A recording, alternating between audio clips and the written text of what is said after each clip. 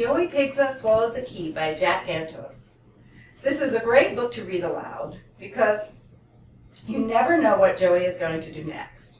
And it's nice to have someone along for the ride to talk to. Joey has pretty bad ADHD, and the author, Jack Gantos, puts the reader inside Joey's head so you know what Joey is going to do before he does it. And you want to say, stop! But you can't. Joey Pigza is funny, sad, and tragic all at once. He is raised by a single mom. His dad ran off when he was in kindergarten. And sometimes a grandma helps or not. Sometimes she threatens to lock him in the fridge or closet.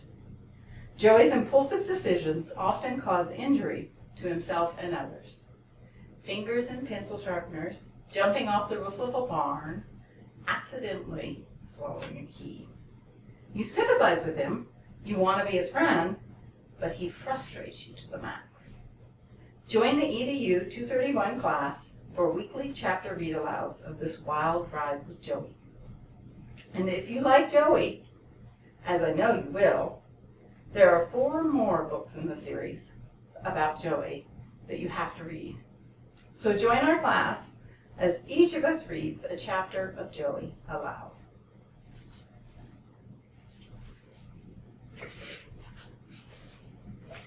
Joey Pigza Swallowed the Key by Jack Gantos. Chapter 1, Off the Wall. At school they say I'm wired, or wired mad, or wired bad, or wired sad, or wired glad, depending on my mood and what teacher has ended up with me. But there is no doubt about it, I'm wired. This year is no different. When I started out, all the days there looked about the same. In the morning, I'd be okay and follow along in class. But after lunch, when my meds had worn down, it was nothing but trouble for me. One day, we were doing math drills in class, and every time Mrs. Maxey asked a question like, what's 9 times 9? I'd raise my hand because I'm really quick at math. But each time she called on me, even though I knew the answer, I'd just blurt out, can I get back to you on that? Then I'd nearly fall off my chair laughing. And she'd give me that white-lipped look, which meant, settle down. But I didn't, and I kept raising my hand each time she asked a question, until finally no other kid would raise their hand, because they knew what was coming between me and Mrs. Maxey. Okay, Joey, she'd say, calling on me and staring hard at my face, as if her eyes were long fingers that could grip me by the chin. I'd stare right back and hesitate a second, as if I was planning to answer the question, and then I'd holler really loud, can I get back to you on that?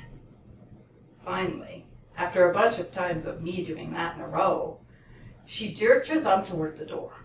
Out in the hall, she said, and the class cracked up.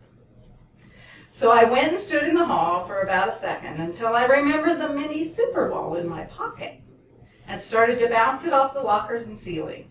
And after Mrs. Deeds in the next class stuck her head out her door and yelled, hey, cut the racket, like she was yelling at a stray cat, I remembered something I wanted to try.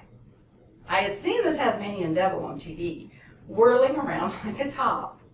So I unbuckled my belt and pulled on the end really hard, as if I was trying to start a lawnmower. But that didn't get me spinning very fast. So I took out my high-topped shoelaces and tied them together, and then to the belt, and wrapped it all around my waist. Then I grabbed one end and yanked on it, and sort of got myself spinning. I kept doing it until I got better and better, and before long I was bouncing off the lockers because I was dizzy too.